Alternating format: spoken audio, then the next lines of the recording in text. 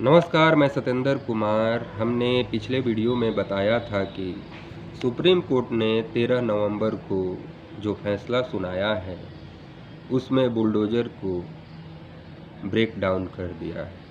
अब बुलडोज़र चलाना इतना आसान नहीं होगा। उसी के हम इस दूसरे पार्ट में और बातों को हम आपको बताएंगे, जिसे सुप्रीम कोर्ट ने कहा है। अगर बुलडोज़र जस्टिस है तो उसका मतलब लॉलेस स्टेट है। सुप्रीम कोर्ट ने याद दिलाया कि जिनके खिलाफ संगीन जुर्म साबित हो गया हो, जिनको सजाए मौत दे दी गई हो,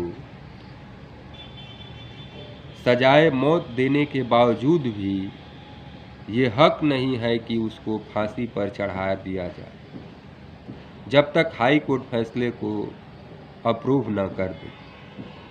ये छोटे मोटे मामले वायलेशन ऑफ सम लॉज पर लोगों के घर गिरा दिए जाए।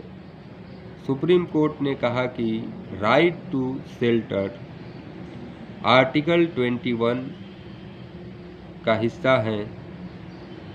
फैमिली मेंबर्स की कोई गलती नहीं है और उनका घर गिरा दिया जाए। अक्सर ये कहा गया कि ये मुलजिम है, ये अभियुक्त है। सुप्रीम कोर्ट ने कहा कि इस बात को नोट किया कि अक्सर यह डिफेंस कार्यपालिका लेती है कि लेकिन समाज देख लेता है कि उनका अभियुक्त होना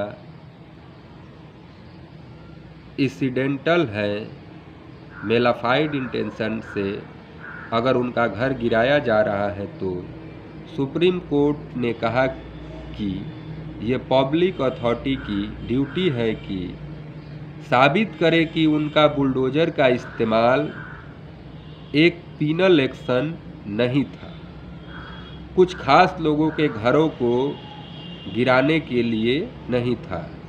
सुप्रीम कोर्ट ने साफ तौर से कहा कि अधिकारी उनके इस फैसले को डायरेक्शन का उल्लंघन करेंगे, वो कंटेम्प्ट ऑफ कोर्ट के दोषी होंगे। उनका प्रोजिक्यूशन होगा।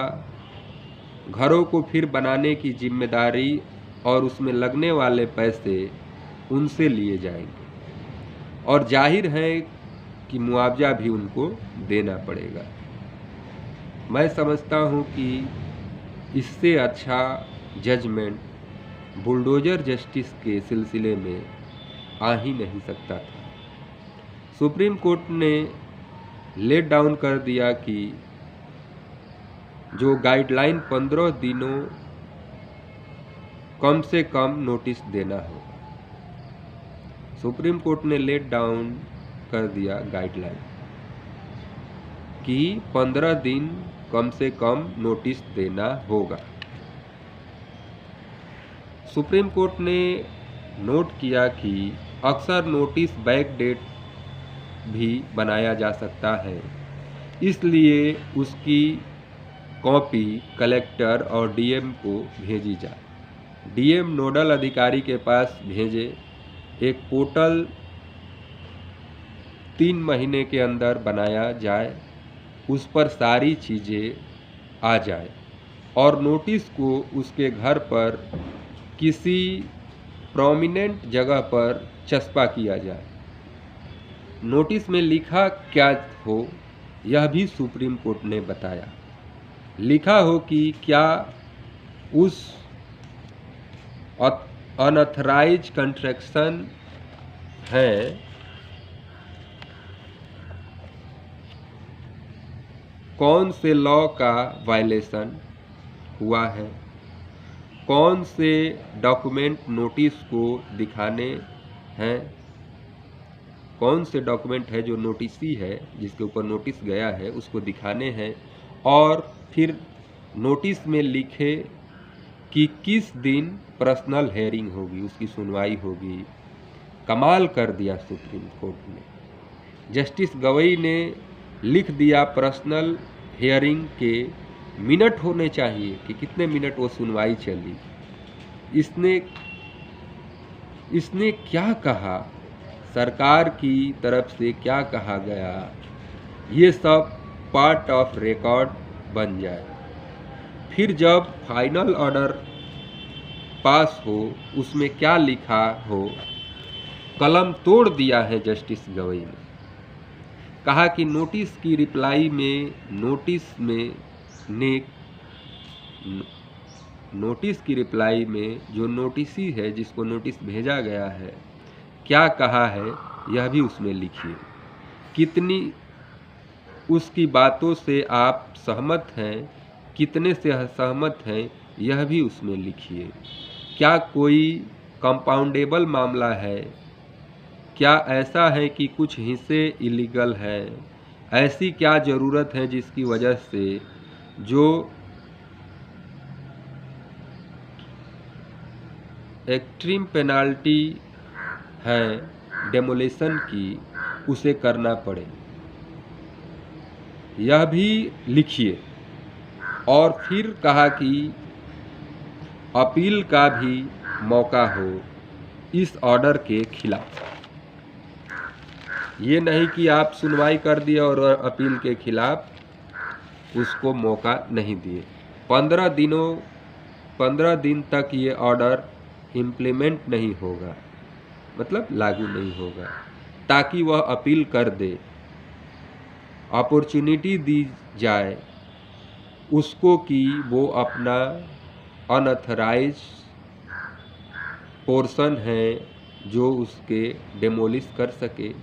अगर मान लीजिए किसी मकान का कुछ ही छज्जा ही, चाहे 1 फीट 2 फीट ही अगर इलीगल है, तो उतना उसको तोड़ने के लिए वक्त दिया जाए। और जब डिमोलिशन के लिए बुलडोज़र जाए तो वीडियोग्राफी करना ज़रूरी होगा और उसकी रिपोर्ट म्युनिसिपल कमिश्नर को भेजी जाए। मैं समझता हूँ कि अपने फैसले में सुप्रीम कोर्ट ने उन जख्मों पर मरहम लगाने की कोशिश की है और रखने की कोशिश की है जिनकी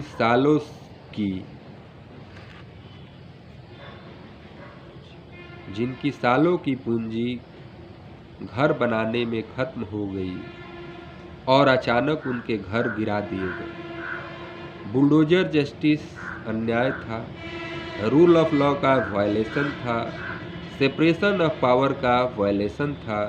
सुप्रीम कोर्ट ने 13 नवंबर के जजमेंट में एक्स्ट्रा ऑर्डिनरी जुरिडिक्शन का इस्तेमाल करते हुए अन्याय पर रोक लगाने की कोशिश की है और ये फैसला देश के इतिहास में उन राजनेताओं के ऊपर एक सबक की तरह है कि आप भारत में रहकर अपने सत्ता में चूर होकर कोई भी ऐसे फैसले नहीं कर सकते हैं जो भारत के नागरिकों के उनके मौलिक अधिकार से उन्हें वंचित कर सकता है।